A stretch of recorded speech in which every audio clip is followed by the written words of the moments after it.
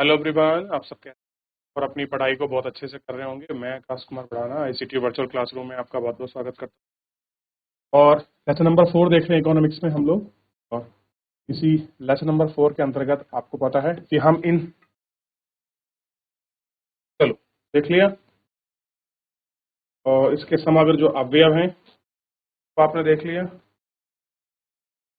ठीक है, तो हमने बात करी समग्र अवयव, उसकी मांग की धारणता की, उसकी स्थिति थी, उसकी कल्प की। और कल हमने कुछ आपको एनेटिक्स बताए थे कि बच्चों ये कुछ पॉइंट्स है जो आपको नोट करने हैं। उपभोक्ता सीमा, औसत और औसत बचत जो प्रवृत्ति हैं, ये हमको ये सारी चीजें आपकी देख। ठीक, देख लिया। चलिए आगे बढ़ जाएं। दो सेक्टर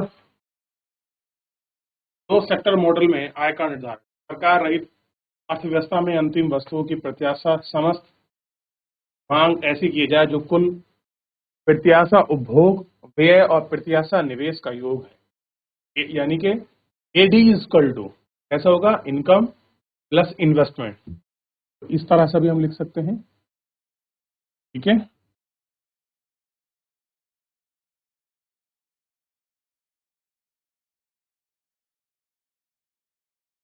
तो सी प्लस आई मूल्यों को प्रतिस्थापित करने वाली अंतिम वस्तुओं का समस्त मांग इस प्रकार लिखा जा सकता है, AD equal to C bar plus I bar plus C dot Y. ठीक, इस प्रकार से लिख सकते हैं।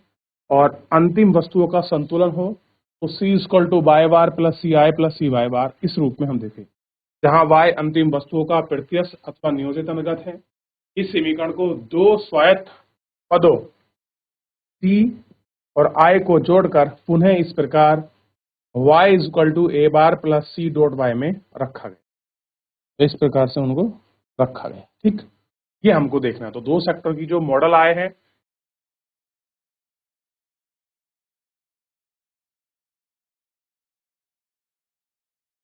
देख लिया।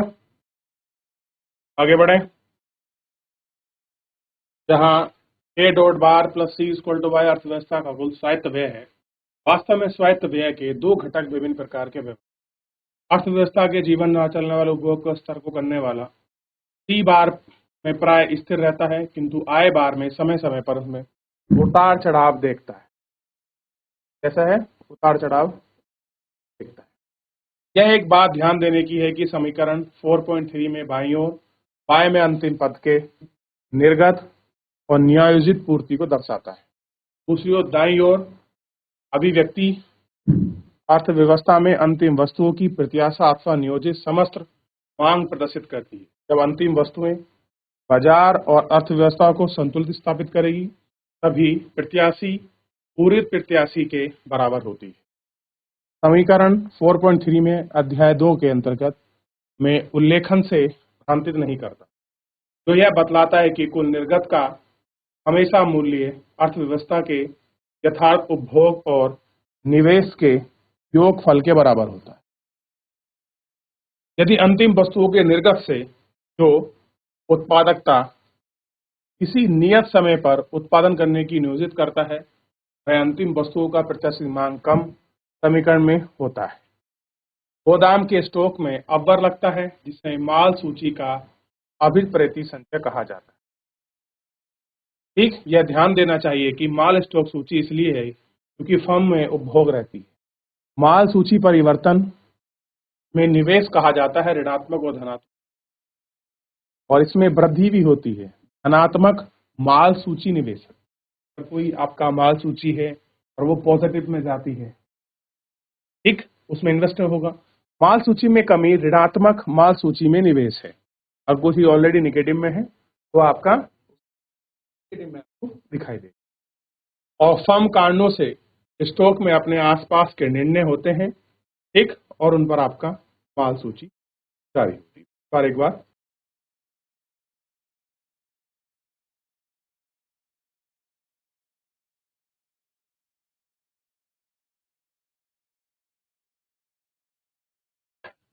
वास्तव में बिक्री नियोजित में कम ज्यादा होती है जब फर्मों की सूची में वृद्धि या कमी पड़ती है तो इसमें अनियोजित माल सूची निवेश कहा जाता है। यदि नियोजित Y और G प्लस I अधिक है तो फिर वास्तव में GY और G प्लस CI होगी। लेखांकन दायित्व में यथार्थ निवेश में मालियों का अनुप्रय संचयन अतिरिक्त निर्गत को दर्शाता है। यह है अब अर्थव्यवस्था में सरकार को शामिल करेगा। अंतिम वस्तु और सेवा की समस्त मांग को प्रभावित करने वाले सरकार के मुख्य क्रियाकलाप समुचित राजकोषीय परिवर्तन डी, राजकोषीय व्यय जी, दोनों हमारे विश्लेषण में स्वायत्त हैं। के माध्यम से किया जाता है। फर्मों और आपके परिवार की सरकार में व्यय जी के माध्यम से समस्त मांग वृद्धि करता है। दूसरी ओर सरकार कर लगाकर परिवार की आय को एक अंश में लेती है और प्रायोजित इस तरीके से हो जाती है। परिवार द्वारा प्रायोजित आय केवल एक ही अंश उपभोग और व्यय के लिए करते हैं। सरकार को शामिल करने के लिए समीकरण निम्न प्रकार से परिवर्तित होता है।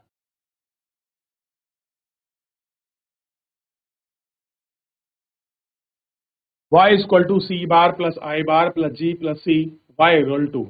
ठीक, ध्यान दीजिए कि सी बार तथा आई बार की तरह जी डॉट सी एक स्वायत्त पत्र में शामिल है। इसमें विश्लेषण में कई गुणात्मक परिवर्तन नहीं होता है। सरलता की दृष्टि से हमें इस अध्याय में शेष भाग में सरकारी क्षेत्र को ध्यान नहीं दिया जाता। यह भी द्रव्यता है कि सरकार द्वारा आरोपित अप्रत्यक्ष कर और दिए गए उत्पादन के अर्थव्यवस्था के उत्पादित वस्तु और सेवा के कुल मूल्य और अर्थात सरकार के सकल घरेलू उत्पाद के तमाम रूप से ठीक पूरे भाग में हम वाई को सकल घरेलू उत्पाद और राष्ट्रीय उत्पाद के रूप में सूचित करते हैं।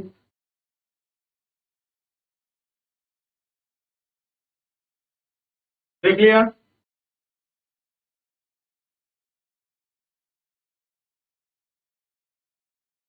लघु अवधि में संतुलन आय का निर्धारण। ठीक, ये हमको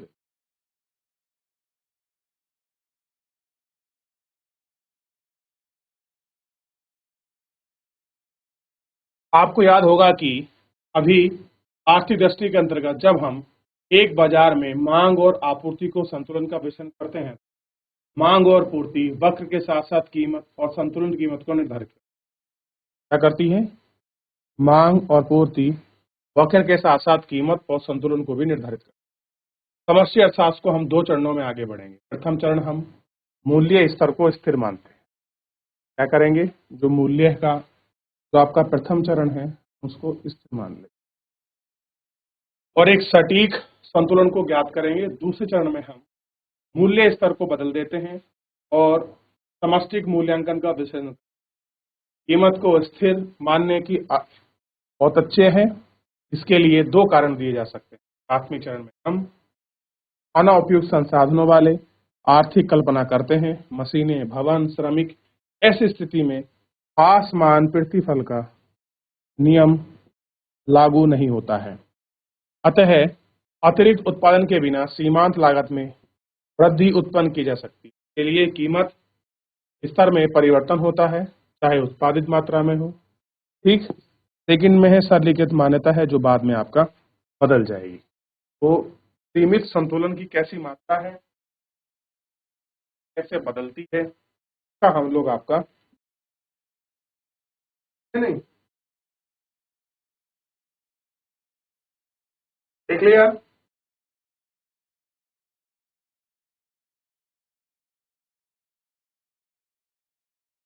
चलिए, अब है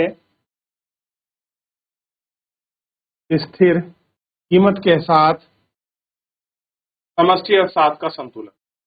पहला है रेखीय समीकरण। जैसा पहले हम समझ चुका है कि उपभोक्ता की कीमत को दिए गए समीकरण द्वारा व्यक्त किया जाता है।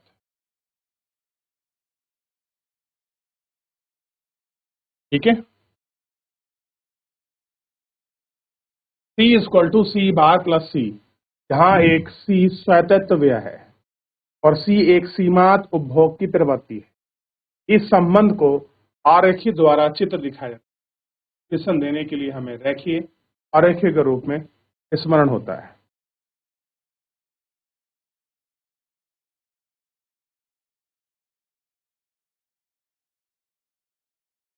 यह x और y चर है और इसके मध्य रेखीय संबंध a तथा b स्थिर हैं और 6 पॉइंट में इसको दर्शाते हैं। a को y एक्स पर अतिरोध करता है और y का मूल्य x शून्य होता है। b स्थिर रेखा का ढाल है और b उसको स्थिर करता है। तो डेल्टा इक्वल टू उपभोग फलन और ग्राफिक चित्रण। ये उसका उपभोग फलन है और एक ग्राफिक चित्रण सीमा रेखा का, यानी कि इस तरह से होना चाहिए था। इन y इक्वल टू, मैं इसको आपको पूरा बनाना ड्रॉ करना मैं सिखाऊंगा, आप फिलहाल आज ऐसे ही देखिए।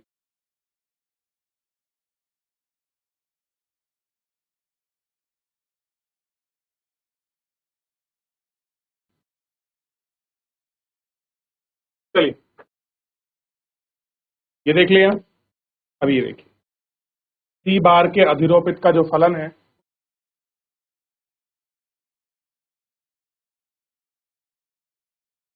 चलो तो मेरे प्यारे बच्चों इस उपभोक्त फलन को देखना। C equal to C bar plus C. हाँ, सी एक आपका क्या है, आपका प्रोडक्शन फंक्शन है और उसके साथ सी कैसे वहाँ कंज्यूमर का ढाल है, एंड अल्फा पर हम इसको ज्ञात करते हैं और ग्राफिक चित्र को मैं आपको कल बनाकर